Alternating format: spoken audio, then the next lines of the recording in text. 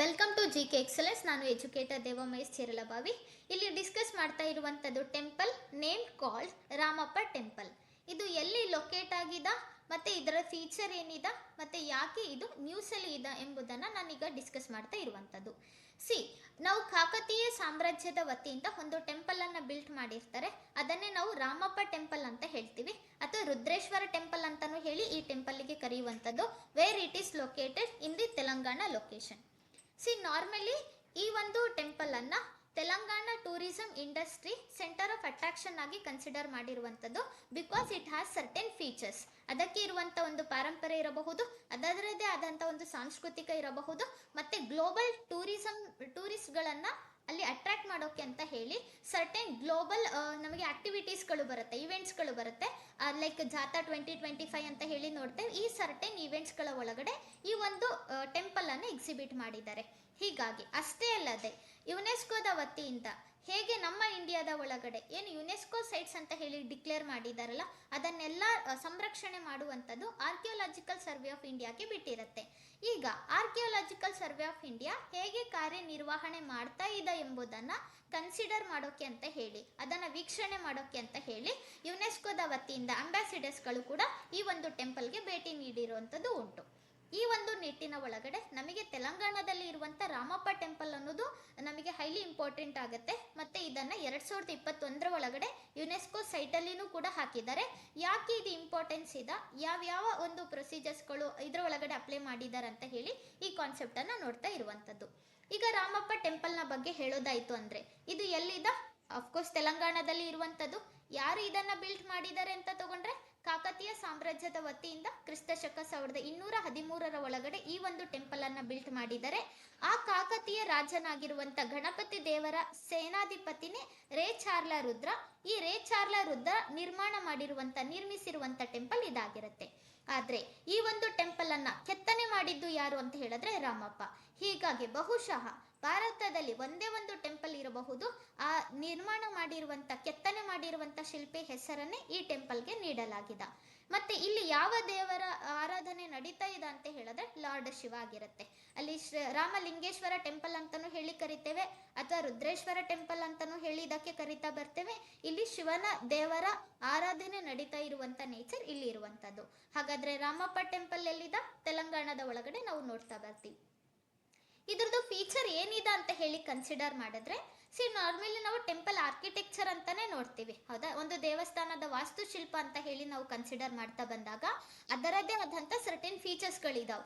ಈಗ ನಾವು ಅಡಿಪಾಯ, ಜಗಲಿ ಅಂತ ಹೇಳಿ ನೋಡ್ತೇವೆ. ಆ ಅಡಿಪಾಯ ಉಂಟು ಇದ್ರೊಳಗಡೆ. ಅದು ಹೇಗಿದೆ ಅಂತ ಹೇಳಿದ್ರೆ ಸ್ಟಾರ್ ಆಕೃತಿ ಒಳಗಡೆ ನಕ್ಷತ್ರ ಆಕೃತಿಯ ಒಂದು ಅಡಿಪಾಯವನ್ನು ನೋಡ್ತಾ ಬರ್ತೀವಿ. ನಕ್ಷತ್ರ ಸ್ಟಾರ್ ಶೇಪ್ ಒಳಗಡೆ ಇದರ ಜಗಲಿ ಇದೆ, ಅಡಿಪಾಯ ಇರುವಂಥ ನೇಚರ್ ಇಲ್ಲಿ ಇದೆ. ಆಯ್ತಾ? ಜಗಲಿ ಯಾವ ಶೇಪಲ್ಲಿ ಇದೆ? ನಕ್ಷತ್ರ ಆಕೃತಿ ಒಳಗಡೆ. ಮೇಲ್ಗಡೆ ನಾವು ನೋಡ್ತಾ ಬರ್ತೀವಿ, ಮಂಟಪವನ್ನು ನೋಡ್ತೀವಿ. ಒಂದು ಸರ್ಟೆನ್ ನಮಗೆ ದೇವಸ್ಥಾನದ ವಾಸ್ತುಶಿಲ್ಪನೇ ಇದೆ. ಆಯ್ತಾ? ನಾವು ಅರ್ಧ ಮಂಡಪ್, ಮಹಾಮಂಡಪ್ ಲೊಕೇಶನ್ ಅನ್ನು ನೋಡ್ತೀವಿ. ಗರ್ಭಗೃಹವನ್ನು ನೋಡುವಂಥದ್ದು. ಆ ಗರ್ಭಗೃಹದ ಮೇಲೆ ಕನ್ಸಿಡರ್ ಮಾಡಿದ್ವಿ ಅಂತ ಹೇಳಿದ್ರೆ ನಮಗೆ ಅಮಲಕ ಆಯಿತು ಅಥವಾ ಶಿಖರ ಆಯಿತು, ಈ ಥರ ನೇಚರ್ ಕಾಣಸಿಗುತ್ತೆ. ನಿಮಗೆ ಟೆಂಪಲ್ ಆರ್ಕಿಟೆಕ್ಚರ್ ವಿಡಿಯೋ ಬೇಕಿದ್ದೇ ಆಯಿತು ಅಂದರೆ ನನ್ನ ಒಂದು ಕಮೆಂಟ್ ಬಾಕ್ಸಲ್ಲಿ ಈ ವಿಡಿಯೋದ ಕೆಳಗಡೆ ಕಮೆಂಟ್ ಮಾಡಿರಿ. ಆ ಒಂದು ವಿಡಿಯೋನ ನಾನು ಮಾಡೋಕ್ಕೆ ಟ್ರೈ ಮಾಡ್ತೇನೆ. ನಾವು ದೇವಸ್ಥಾನದ ಒಂದು ವಾಸ್ತುಶಿಲ್ಪ ಅಂತಾನೆ ತಗೊಂಡಾಗ ಅದು ಅಡಿಪಾಯ ಇದೆ ಜಗಲಿ. ಆ ಜಗಲಿ ಹೇಗಿದೆ ಅಂತ ಹೇಳಿದ್ರೆ ನಕ್ಷತ್ರ ಆಕೃತಿ ಒಳಗಡೆ ಇರುವಂಥದ್ದು. ಅದರ ಮೇಲೆ ನಮಗೆ ಮಂಟಪ ಇದೆ, ಮಂಟಪದ ಮೇಲೆ ನಾವು ಶಿಖರವನ್ನು ನೋಡ್ತೇವೆ. ಅದು ಇನ್ ಬಿಟ್ವೀನ್ ನಮಗೆ ಅಲ್ಲಿ ಗರ್ಭಗೃಹನೂ ಕೂಡ ಇರುವಂಥದ್ದು. ಸ್ಯಾಂಕ್ಟಮ್ ಸ್ಯಾಂಕ್ಟೋರಮ್ ಅಂತ ಹೇಳಿ ಆ ಗರ್ಭಗೃಹಕ್ಕೆ ಕರೀತಾ ಬರ್ತಾರೆ. ಇಲ್ಲಿ ಗರ್ಭಗೃಹ ಇದೆ, ಅಲ್ಲೇನೆ ಶಿವನ ಆರಾಧನೆ ನಡೀತಾ ಇರುವಂಥದ್ದು, ಪ್ರತಿಷ್ಠಾಪನೆ ಇದೆ, ದೇವರ ಒಂದು ಆರಾಧನೆ ನಡೆಯುವಂಥ ನೇಚರನ್ನು ನೋಡ್ತಾ ಬರ್ತೀವಿ. ಇದು ರಾಮಪ್ಪ ಟೆಂಪಲ್. ಯಾಕೆ ರಾಮಪ್ಪ ಟೆಂಪಲ್ ಅಂತ ಹೆಸರು ಬಂದಿದ? ಈ ಒಂದು ದೇವಸ್ಥಾನದ ಕೆತ್ತನೆಯನ್ನು ಮಾಡಿರುವಂಥ ಶಿಲ್ಪಿನೇ ರಾಮಪ್ಪ. ಹೀಗಾಗಿ ರುದ್ರೇಶ್ವರ ಟೆಂಪಲ್ ಅನ್ನು ರಾಮಪ್ಪ ಟೆಂಪಲ್ ಅಂತ ಹೇಳಿ ಕರೀತಾ ಬರ್ತಾರೆ. ಏನೆಲ್ಲ ಫೀಚರ್ ಈ ಒಂದು ಟೆಂಪಲ್ ಅಲ್ಲಿ ಇದೆ ಅಂತ ಹೇಳಿ ಕನ್ಸಿಡರ್ ಆದಾಗ 6 ಅಡಿ ಎತ್ತರವಾದಂಥ ನಕ್ಷತ್ರಾಕಾರದ ವೇದಿಕೆಯನ್ನು ಒಳಗೊಂಡಿರೋ ಹಾಗೆ ಇದೆ. ಗೋಡೆಗಳು, ಕಂಬಗಳು ಮತ್ತೆ ಚಾವಣಿಯನ್ನು ಒಳಗೊಂಡಿರೋ ಹಾಗೆ ಅದ್ಭುತವಾದ ಕೆತ್ತನೆಯ ಅಲಂಕಾರವನ್ನು ಈ ಒಂದು ಟೆಂಪಲ್ ಅಲ್ಲಿ ನಾವು ನೋಡಬಹುದು. ಅಷ್ಟೇ ಅಲ್ಲದೆ ನಾವು ಈ ಒಂದು ಟೆಂಪಲ್ನ ಅಲೋಕೇಶನ್ ಅಲ್ಲಿ ಸ್ಯಾಂಡ್ ಬಾಕ್ಸ್ ಟೆಕ್ನಿಕ್ ಅನ್ನ ನೀಡಿರುವಂಥದ್ದು. ಸ್ಯಾಂಡ್ ಬಾಕ್ಸ್ ಟೆಕ್ನಿಕ್ ಅಂದ್ರೆ ಏನ್ ಬರುತ್ತೆ?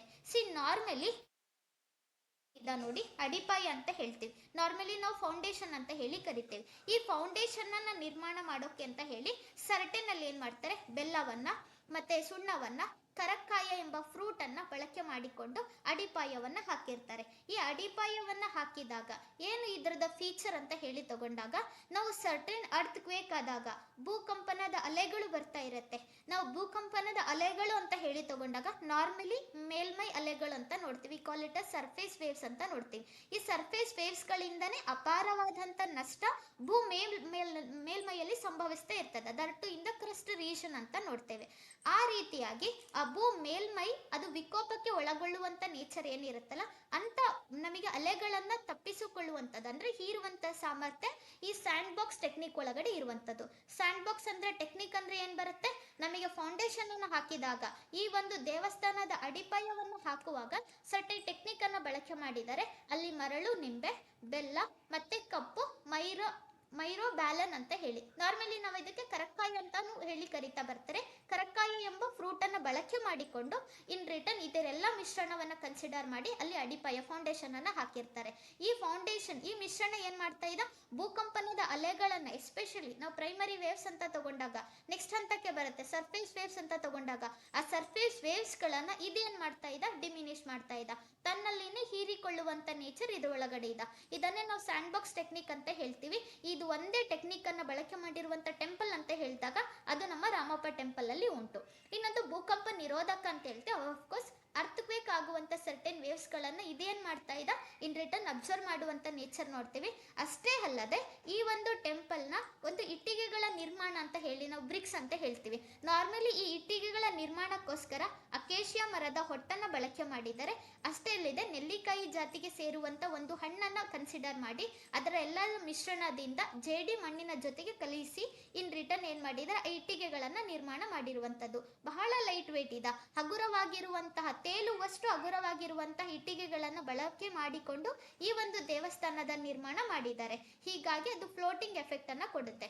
ಇಫ್ ಇಟ್ ಈಸ್ ಆ ಒಂದು ಜಾಗದಲ್ಲಿ ಏನಾದ್ರೂ ಪ್ರವಾಹದ ಭೀತಿ ಅಂತ ಏನಾದ್ರೂ ಕಾಣಿಸ್ಕೊಂಡಿದ್ದೆ ಆದ್ರೆ ಇನ್ ರಿಟರ್ನ್ ಏನಾಗುತ್ತೆ, ಈ ಒಂದು ಟೆಂಪಲ್ಗೆ ಯಾವುದೇ ರೀತಿಯಲ್ಲಿ ಹಾನಿ ಒಳಗಾಗೋದಿಲ್ಲ. Because it is looks like it is in the floating version. ಹೌದು, ಅದರ ಜೊತೆಗಡೆ ಇದ್ರ ಒಳಗಡೆ ಸ್ಯಾಂಡ್ ಬಾಕ್ಸ್ ಟೆಕ್ನಿಕ್ ಅನ್ನ ಬಳಕೆ ಮಾಡಿರೋದ್ರಿಂದ ಭೂಕಂಪ ಆಗುವಂತ ಭೀತಿ ಏನಾದ್ರೂ ಅಲ್ಲಿ ಸಂಭವಿಸ್ತು ಅಂದ್ರೆ ಇನ್ ರಿಟರ್ನ್ ಏನಾಗುತ್ತೆ, ಆ ಭೂಕಂಪದ ಅಲೆಗಳನ್ನು ಕೂಡ ಇದೇನ್ ಮಾಡುತ್ತೆ, ಅದು ಹೀರುವಂತ ಸಂಭಾವ್ಯತೆ ಹೆಚ್ಚಿದೆ. ಹೀಗಾಗಿ ಇಷ್ಟೆಲ್ಲಾ ಫೀಚರ್ಸ್ಗಳು. ಅಷ್ಟೇ ಅಲ್ಲದೆ ಒಂದು ದೇವಸ್ಥಾನದ ವಾಸ್ತುಶಿಲ್ಪ ಹೇಗಿರಬೇಕು ಅಂತ ನಾವು ನೋಡ್ತೀವಲ್ಲ, ಆ ಎಲ್ಲ ವಾಸ್ತುಶಿಲ್ಪದ ಶೈಲಿಯನ್ನ ಈ ದೇವಸ್ಥಾನ ಒಳಗೊಂಡಿರೋದ್ರಿಂದ ಇನ್ ರಿಟರ್ನ್ ಏನಾಗುತ್ತೆ, ಈ ಎಲ್ಲಾ ಒಂದು ಅಂಶಗಳನ್ನ ಗಮನಿಸಿಕೊಂಡು ಇದನ್ನ 2021 ಒಳಗಡೆ ಯುನೆಸ್ಕೋದ ವಿಶ್ವ ಪಾರಂಪರಿಕ ತಾಣವಾಗಿ ಬಳಕೆ ಮಾಡಿರುವಂತದ್ದು ಈ ಒಂದು ಲಿಸ್ಟ್ ಅಲ್ಲಿ ಸೇರಿಸಿದ್ದಾರೆ. ಅದನ್ನೇ ನಾವು ಕಾಕತೀಯ ರುದ್ರೇಶ್ವರ ದೇವಸ್ಥಾನ ತೆಲಂಗಾಣದಲ್ಲಿ ಇರುವಂತ ಕೆತ್ತನೆಯ ವೈಶಿಷ್ಟ್ಯವನ್ನ ಕನ್ಸಿಡರ್ ಮಾಡಿರ್ತಾರೆ. ಕ್ಲಿಯರ್?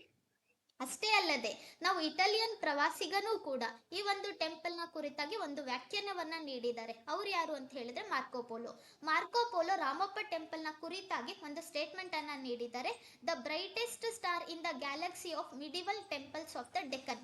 ನಥಿಂಗ್ ಬಟ್ ನಾವು ಡೆಕ್ಕನ್ ಅಂತ ಹೇಳಿದಾಗ ನಮ್ಮ ಒಂದು ದಕ್ಕನ್ ಪ್ರಸ್ಥಭೂಮಿಯನ್ನೇ ಕನ್ಸಿಡರ್ ಮಾಡ್ತಾ ಇದ್ದೀವಿ. ದಟ್ಟು ನಾವು ಮಿಡಿವಲ್ ಹಿಸ್ಟ್ರಿ ಅಂತ ಹೇಳಿ ಕನ್ಸಿಡರ್ ಮಾಡ್ತಾ ಬಂದಾಗ, ನಮ್ಮ ಮಧ್ಯಕಾಲೀನ ಭಾರತದ ಇತಿಹಾಸದ ವ್ಯವಸ್ಥೆಯನ್ನ ಕನ್ಸಿಡರ್ ಮಾಡಿದಾಗ ನಮ್ಮ ದಕ್ಕನ್ ಪ್ರಸ್ಥಭೂಮಿಯಲ್ಲಿ ಯಾವೆಲ್ಲ ಟೆಂಪಲ್ಸ್ ಗಳಿದಾವ ನೋಡಿ, ಅದನ್ನ ನಾವು ಒಂದು ಗ್ಯಾಲಕ್ಸಿ ಅಂತ ಹೇಳಿ ಕನ್ಸಿಡರ್ ಮಾಡಿದ್ವಿ ಅಂತ ಹೇಳಿದ್ರೆ ಆ ಗ್ಯಾಲಕ್ಸಿ ಒಳಗಡೆ ಈ ಒಂದು ಟೆಂಪಲ್ ಅನ್ನೋದು ಬ್ರೈಟೆಸ್ಟ್ ಸ್ಟಾರ್ ಆಗಿರುತ್ತೆ, ಅತ್ಯುನ್ನತವಾಗಿ ಒಳಿತಾ ಇರುವಂತ ಒಂದು ನಕ್ಷತ್ರ ಅಂತ ಹೇಳಿ ಮಾರ್ಕೋಪೋಲೋ ಈ ಒಂದು ದೇವಸ್ಥಾನದ ಕುರಿತಾಗಿ ಒಂದು ಸ್ಟೇಟ್ಮೆಂಟ್ ಅನ್ನ ನೀಡಿರುವಂತದ್ದು. ಅಂದ್ರೆ ಅಷ್ಟು ಅದ್ಭುತವಾದ ಕೆತ್ತನೆ ಇದೆ, ಅಷ್ಟೇ ವೈಶಿಷ್ಟ್ಯವನ್ನ ಒಳಗೊಂಡಿರುವಂತ ಅಡಿಪಾಯದ ರಚನೆಯನ್ನ ನೋಡ್ತೀವಿ, ಅಷ್ಟೇ ಸೇಫೆಸ್ಟ್ ಎನ್ವಿರಾನ್ಮೆಂಟಲ್ ಅಲೋಕೇಶನ್ ಒಳಗಡೆ ಈ ಒಂದು ಟೆಂಪಲ್ ಅನ್ನ ಬಿಲ್ಟ್ ಮಾಡಿದ್ದಾರೆ. ಅದೇ ರಾಮಪ್ಪ ಟೆಂಪಲ್ ಎಲ್ಲಿದೆ, ಇದು ತೆಲಂಗಾಣದಲ್ಲಿ ನೋಡ್ತೇವೆ. ಇದು ಯುನೆಸ್ಕೋ ಪಟ್ಟಿಗೆ ಸೇರಿದನ. Of course S, 2021ರಲ್ಲಿ. ಯಾಕೆ ಇದು ಈಗ ನ್ಯೂಸ್ ಅಲ್ಲಿ ಇದೆ ಅಂದಾಗ, ಯುನೆಸ್ಕೋದ ವತಿಯಿಂದ ಈಗ ನಮ್ಮ ಇಂಡಿಯಾದ ಒಳಗಡೆ ಆರ್ಕಿಯೋಲಾಜಿಕಲ್ ಸರ್ವೆ ಆಫ್ ಇಂಡಿಯಾ ನಮ್ಮ ಒಂದು ದೇಶದಲ್ಲಿ ಇರುವಂತ ಸರ್ಟೇನ್ ಲೈಕ್ ಮಾನ್ಯುಮೆಂಟ್ಸ್ ಗಳಿರಬಹುದು ಅಥವಾ ಟೆಂಪಲ್ಸ್ ಗಳಿರಬಹುದು, ಇವುಗಳನ್ನೆಲ್ಲ ಹೇಗೆ ಸಂರಕ್ಷಣೆ ಮಾಡ್ತಾ ಇದೆ ಅನ್ನೋದನ್ನ ಈಗ ಗಮನಿಸಬೇಕಾಗತ್ತೆ. ಹೀಗಾಗಿ ಯುನೆಸ್ಕೋದ ಅಂಬಾಸಿಡರ್ಸ್ ಅಂತ ಹೇಳಿ ತಗೊಂಡಾಗ ಅವರುಗಳೆಲ್ಲ ವಿಸಿಟ್ ಕೊಟ್ಟಿರುವಂತ ಟೆಂಪಲ್ ರಾಮಪ್ಪ ಟೆಂಪಲ್ ಆಗಿರುತ್ತೆ. ಅಷ್ಟೇ ಅಲ್ಲದೆ ತೆಲಂಗಾಣದ ಟೂರಿಸಂ ಇಂಡಸ್ಟ್ರಿ ಇಂಡಸ್ಟ್ರಿನೂ ಕೂಡ ಈ ಒಂದು ಟೆಂಪಲನ್ನು ಮೇನ್ ಅಟ್ರಾಕ್ಟಿವ್ ಸೆಂಟರ್ ಆಗಿ ಕನ್ಸಿಡರ್ ಮಾಡಿದ್ದಾರೆ to attract the global visitors ಅಂತ ಹೇಳಿ ನೋಡ್ತೀರಾ. ಇಷ್ಟೆಲ್ಲ ಒಂದು ಇಂಪಾರ್ಟೆನ್ಸನ್ನು ಒಳಗೊಂಡಿರುವಂಥ ಟೆಂಪಲ್ಲೇ ಅದು ರಾಮಪ್ಪ ಟೆಂಪಲ್ ಅಂತ ನೋಡ್ತೀರಾ. ಕ್ಲಿಯರ್? ಹೋಪ್ ನಿಮಗೆ ಇಷ್ಟು ಇನ್ಫಾರ್ಮೇಷನ್ ರಾಮಪ್ಪ ಟೆಂಪಲ್ ಬಗ್ಗೆ ಗೊತ್ತಾಗಿದೆ. Guys, thanks for watching the video. And ಈ ಒಂದು ವಿಡಿಯೋ ನಿಮಗೆ ಇನ್ಫಾರ್ಮೇಟಿವ್ ಅನಿಸಿತ್ತು ಅಂದರೆ ಒಂದು ಥಂಬ್ ಸಿಂಬಲನ್ನು ಹಾಕಿ. ಯಾರು ಎಕ್ಸಾಮ್ಸ್ಗಳಿಗೆ, ಎಸ್ಪೆಷಲಿ ಕಾಂಪಿಟೇಟಿವ್ ಎಕ್ಸಾಮ್ಸ್ಗಳಿಗೆ ಪ್ರಿಪೇರ್ ಆಗ್ತಾ ಇದ್ದಾರಾ ಅವರಿಗೆ ಈ ಒಂದು ಚಾನಲನ್ನು ಶೇರ್ ಮಾಡಿ.